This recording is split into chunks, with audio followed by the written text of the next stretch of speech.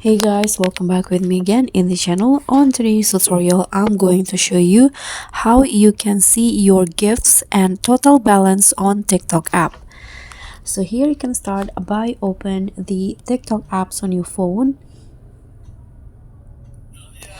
and then you can go straight into your profile. Click on profile. Then here, to see the gifts and total balance, you can just click on the three lines icon at the top right corner.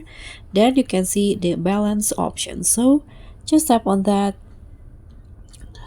and you'll see the total balance or coins that you have on TikTok, and also the total gift. So this is the gifts or rewards. So if you do some TikTok live and the viewers send you some gifts, you can just see it in here. You can see the recap. When you click on the live rewards, you can exchange it for coins, or you can also withdraw it with the actual money. If you want to top up some coins, you can just click on get coins in here. And for the others in here, let's see it.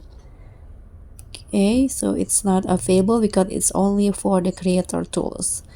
So that's all for me. That's how you can see your gifts and total balance on TikTok app. Thank you so much for watching. Don't forget to like, comment, and subscribe. Also click on the thanks. Bye.